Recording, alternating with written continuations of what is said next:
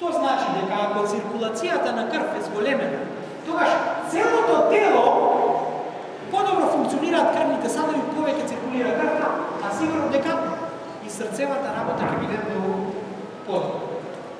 На оваа слика и на овој слайд можете да видите дел од кожа. И ако заприметите, меѓу многуте структури, како што се влакна, нервни завршетоци, потки, лојни жлезди, гледате ли тука на втората слика, како крвниот сад поминува по догледот од кожа? Се гледа, мислам, тоа што е со црвено.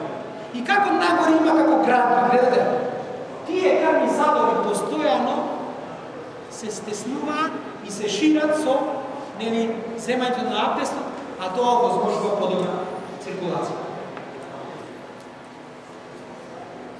Сето тоа ќе му овозможи на главниот орган на нашето тело да има подобра срцева работа. Јас, за да не одземам време, само ќе кажам две реченици за абдестот и алтернативната медицина. Многу научници покажаа, значи паралелно алтернативната медицина, кажуваат дека од абдестот има многу голема корист. Јас само некои користите ги прочитам. Сите органи во телото се рефлектираат на лицето, ушите, рацете и стапалото. Видете каде се рефлектираат нашите органи. На места кои што изложени на што рековме на абдест и на циркулација. При земање на абдест, енергијата на сите органи се враќа во некоја равнотежа. Абдестот штити од негативни влијања на современата технологија. Значи ова не го зборува класичната, него алтернативната медицина и кажува, денес сме изложени на многу голем технолошки напредок, на многу зрачење, на многу вибрации, па се смета дека абдестот прави еден оклоп околу нас и ни овозможува да се заштитиме од тоа. Без сомнеш, абдестот е најдоброто оружје на верата. Откако завршивме за абдестот и видовме колку е големо тоа значење, сега да видиме пак што намазот представува.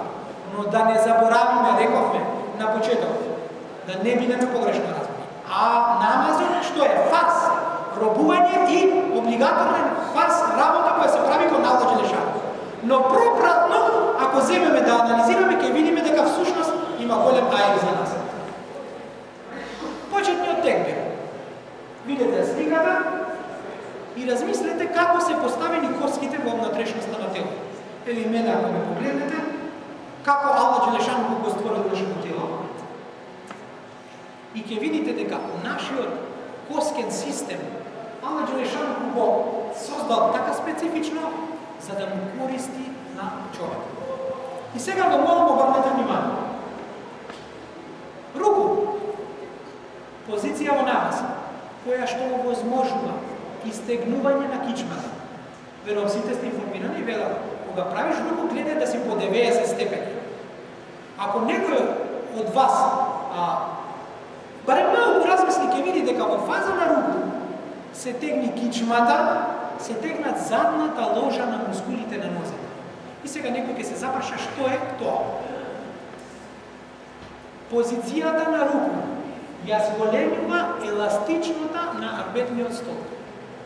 Се опуштаат арбетните нерви и се намалува кичмената болка. Факт на ова што досега го зборувам е следниот. Ако ја видите сликата од десната страна, имате една шематска слика на арбет. Арбетот е составен од пршлени. Меѓу тие пршлени излегуваат нерви и крвни садови. Кога правите вашата кичма се тегне, што значи дека нервите и крвните садови што излегуваат од арбетниот стол се релаксираат и можат многу подобро да ја извршуваат својата функција.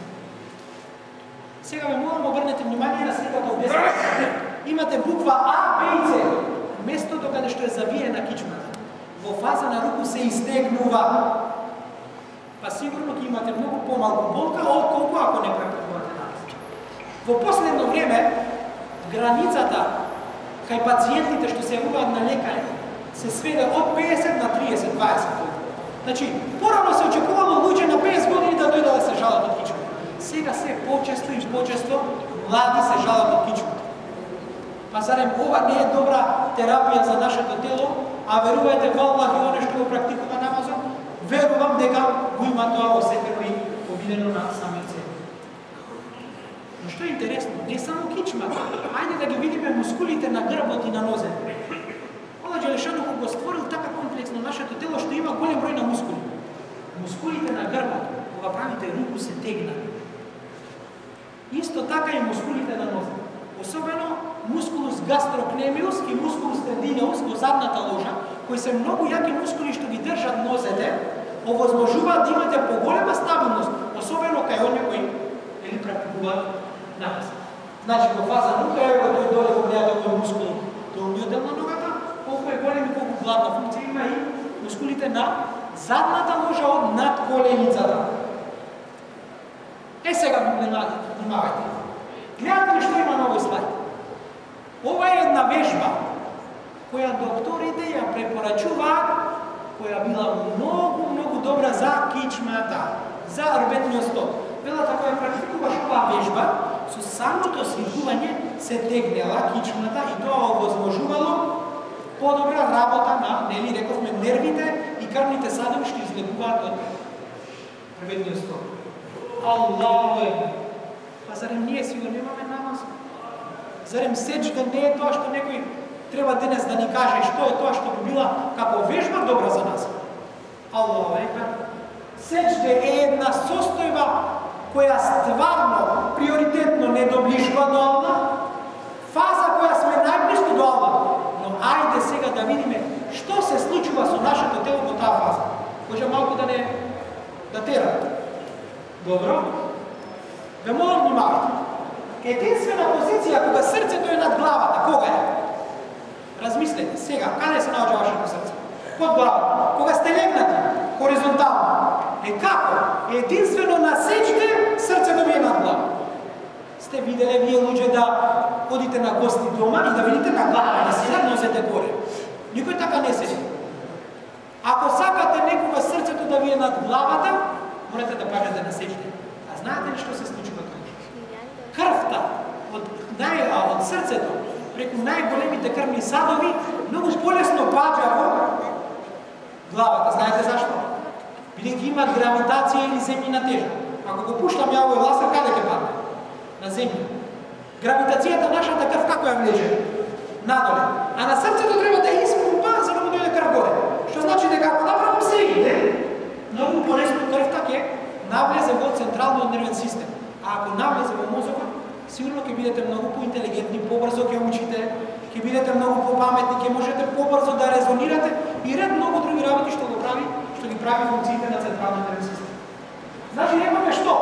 Има поголем доток на крв во мозокот. Друго интересно. Има ли некој тука што е заболен од синуси? Верувам има многу кои има проблеми со синуси. Синусите во човечкото тело како ги создава? Отворот на синусите. Синус значи празнина во черепот. Отворот е нагоре. Или замислете како една чаша. Ако сакате да истурите, морате што? Да ја завртите. Така, и дренажа на синусите се прави кога сте го сеџде. Тогаш, што се собрала нечистотијата во тој синус, на сеџде полесно се, што? Извртла, оди до носот, устата и излегува надолу. Исто така, кај болните од бронхитис, бидејќи кога се работи за бактеријски, особено бронхитис, има многу шлајм или што?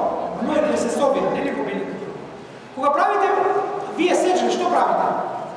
Белите дробови ги вртите, за да може преку трахејата да излезат нечистотиите надолу. Или многу од вас, сите верувам дека повеќето тука биле татковци, па докторот ги советува, ако е мало дете вика, ако има шлајм, завртете го и тапкајте го по кичмата, ама наместете го вика со глава надолу. Сакаат да ни кажат дека треба излез сеџде од